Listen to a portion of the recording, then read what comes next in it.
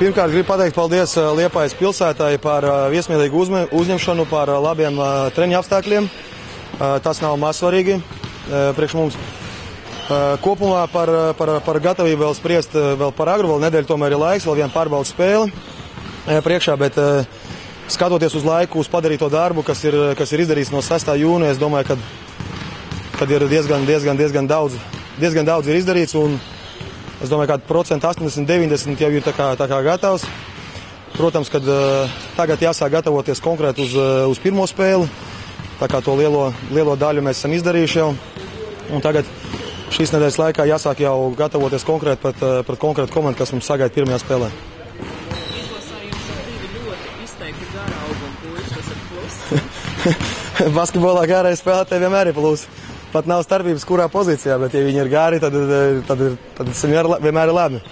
Mēs U16 čempionātā spēlējam ar garajiem spēlētājiem. Garākais spēlētājs bija Rolands Šmīts, ja? Un Andžejs un Krīsās Požņins viņi nebija. Un tad mums sanāca spēlēt vienmēr ar 4 maziem. Tagad šobrīd situācija mainījusies. Līdz ar to arī komandas spēlē jāmainās, arī taktiski jāmainās spēlē. Un jāmēģina šie spēlētāji izmantot. Es domāju, ka katrs no viņiem var izdarīt kaut kādu konkrētu darbu, tāpēc viņi arī šeit ir kandidātos. Un uz katru no viņiem mēs liekam kaut kādu, teiksim, darba daļu, kas viņiem ir jāizdara. Tā kā vērtēt labāks, sliktāks vai pieredzējušāks, nepieredzējušāk, tad tas pilnīgi nav vajadzīgs. Ir spēlētāji, kas tur cīnās pa bumbām, kas mēt, kas katrs dara savu daļu, un tas arī ir tāds, komandas.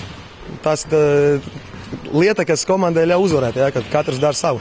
Pirmkārt, Eiropas čempionātā spēlē labākās komandas, un viņas ir 16, un visas komandas ir labā līmenī. Skatoties pārbaudas turnīrus, visas komandas, kas piedalās, ir apspēlējušas viens otru pa 2, 3, 4 punktiem abos virzienos, un līdz ar to mēs nevaram pateikt, kura komanda būs stiprāka, kura vajag. Jā, tur ir, protams, kad Spānija, Horvātija, Francija, viņiem vienmēr ir labas komandas, jā, bet es domāju, ka mēs ar visiem varam spēlēt, visus varam uzvarēt, un tieši tāpat arī otrādi. Spānija tomēr ļoti liela valsts kā tāda, viņiem nav tāds jaunas līdz čempionāts tā kā mums, kur jūs sabraucat, kur jūs redzat visu uzreiz uz vietas.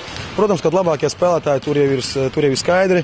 Mēs ar viņiem tikāmies jau U16 čempionātā, mēs ar viņiem spēlējām pārbaudas spēlē U17, kad braucām uz Kanārijas salām uz pārbaudas turnīru pirms pasaules čempionāta.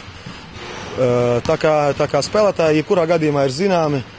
Protams, kad viņi atrodas labās sistēmās, labos klubos, un viņiem ir kaut kāda zināma pieredze, pārliecība, zināms talants, jā, tā kā es domāju, bet mūsu spēlētāji nav sliktāki, un visi izšķirs, kā katra komanda konkrēti sagatavosies uz spēles, domāju. Tā kā praktiski ir līdzīgi spēlētāji. Ne Spānija, ne Bulgārija, tas nav teikts, ka zaudēsim, mēs varam uzvarēt. Tā kā prognožu spēlē. Es domāju, ka mēs nāksim un katru spēli spēlēsim, protams, ka pa uzvaru. Tā kā mēs spēlējam savās mājās, es domāju, ka mums ir daudz priekšrocības un jāmēģina viņas izmantot. Ko nozīmē tas sliktais režīms, kāds tieši ir? Tas ir 2 reizes dienā, vismaz 2,5 stundas, katrs treniņš un pēc tam augstās vannas, teiksim, lai kājas atjaunojās ātrāk un tā diena kopumā tā diezgan aizņemta ir visu laiku pilns treniņiem. Tikai svarcelšana un basketbols? Mums ir, teiksim, kājadarbība, mēs no rīta taisam tādus skrējienus tādus, tad mums ir svāržāli mēs ejam, un vakarā mums ir basketbols. Un kā tu vērtē, kā izskatās, kā jūs esat saspēlējušies? Es domāju, ka esam saspēlējušies diezgan par šo laiku. Varbūt sākumā mums negaida tik labi, bet esam saspēlējušies, un domāju, ka līdz čempionāta sākumam būs vēl labāk. Gods spēlēt mājās, protams.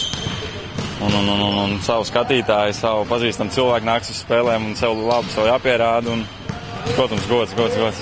Galvenā komanda, pret ko būs jācīnās, Bulgāri, Spāņi? Galvenais droši vien būs uzvarēt. Pirmkārt būs pirmā spēle pret Bulgāriem, obligāti jāuzvar. Un tad es domāju, arī jāuzvar ir Itāļi un Spāņi. Es domāju, ka mums jābūt pirmajā vietā grupā, bet nevar neko solīt. Jācīnās.